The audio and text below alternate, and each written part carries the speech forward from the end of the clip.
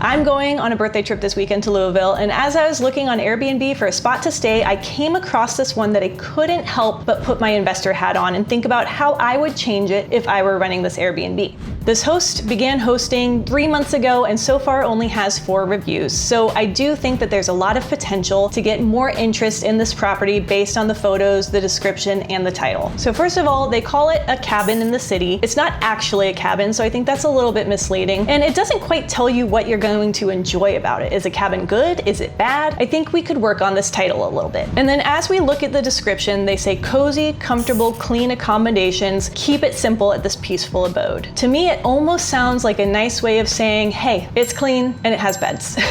It's maybe not as exciting as this description could be. But let's look through what this cabin in the city actually looks like on the inside. So my impression as I look through these photos is that there's a lot of paneling, it's a more dated kitchen, there's some sort of wallpaper on the walls in the bedroom and the bath. I think that's probably why they went with that cabin vibe, because instead of updating those things, they decided to lean into a more rustic feel. I'm all about a rustic feel, but I think that we could put some money in without completely breaking the bank to make this space that much more inviting to more people on Airbnb. If this were my space, here's how I would spend $5,000 to transform it into a place that will become a guest favorite. First of all, in this living room, I would go ahead and paint this paneling a soft white antique. We're gonna go with that kind of rustic countryside feel, but we're not gonna go so hard into it that it's off-putting.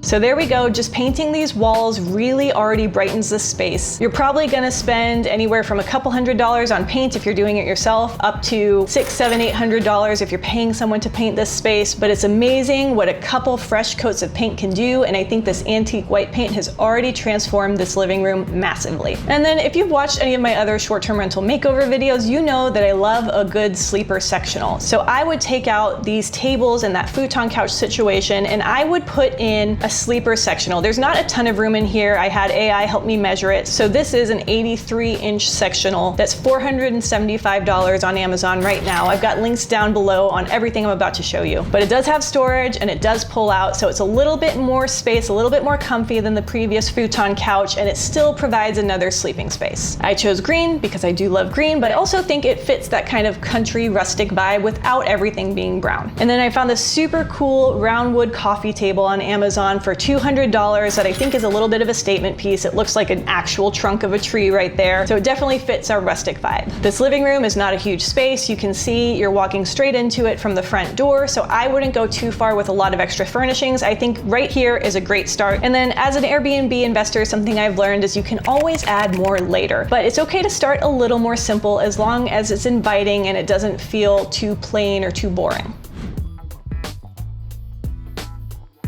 Now for this kitchen. Something I did at my first short-term rental out at Lake of the Ozarks was, instead of replacing the old cabinets, I painted them, because the way that you live and how many updates you want in your own home and what you enjoy when you're at an Airbnb just for a few days or a week are completely different. I think it's totally fine to keep the old cabinets. Let's just give them a facelift. I know, I really like green, but I think that a fern green on these cabinets with that wood panel background and that butcher block countertop is just a really beautiful look that fits the rustic vibe that the Airbnb operator was talking about. Again, you're gonna pay maybe a few $100s in paint or up to $1,000 or more if you're having someone come in and professionally paint these cabinets. I'm personally not equipped to paint cabinets. I know this about myself. I have a very good friend who paints cabinets all the time. It just depends on you. I think some of this paneling is cool on the bottom. It fits the rustic style, but I think it'll feel brighter if we paint the top half that same antique white that we used in the living room.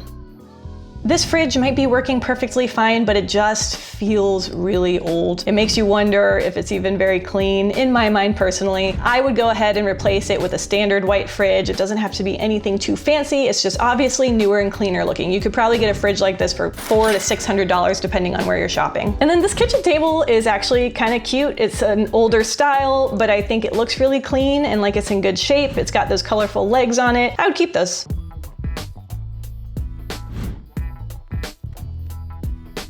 Moving on to the bedroom, here's what I do. Once again, take down that wallpaper, paint them all that same antique white. I actually really like the wood tone trim. I think it works so well with this antique white color. It keeps that rustic vibe going without feeling old. I'm usually a big fan of switching out a queen bed with a king bed if there's room, but in this particular space, based on how the windows are set up and everything, I think I would stick with the queen bed. However, I would go to that iron metal bed that I like to use in so many spaces. It's gonna be a slightly cleaner, slightly more modern look, but it still fits that rustic country kind of vibe. And then these iron beds do have that platform base, so it's really easy to just put a memory foam mattress on there. You don't need anything else to set that bed up besides the linens. So this iron bed frame in black in the queen size was $110 the last time I checked on Amazon. Again, all the links are below for you. You'd have to get the queen comforters and bedding sets, so you'd spend another $200 to $300 getting a few sets of all of that, so you've got turnover stuff ready. And then, as usual, I would add a little pop of color. This time I thought that this sort of light hazelnut orange color that I found online worked well with the blue drapes and the blue rug that was already in there. This set of two small rustic brown side tables are actually only $45 each, or $90 total. It gives you a space to put your phone and whatever you need to have beside the bed, and doesn't take up too much floor space in this room. And then I think we should add a little art in here.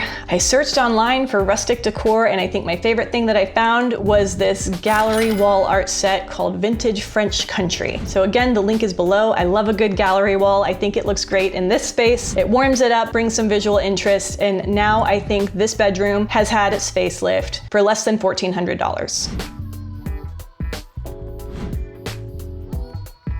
Moving on to the bathroom. I wouldn't actually do much in this bathroom. It already has a really cool tile floor. I actually think that the colorful doors are kind of fun and they work with the vintage rustic theme. And even that vanity, I'm tempted to switch it out, but I don't think you necessarily need to. This is a very functional bathroom. Once again, I would just lean on paint to do the work. I would take down the wallpaper on the walls and paint it that same antique white that we've used in the rest of the house so far.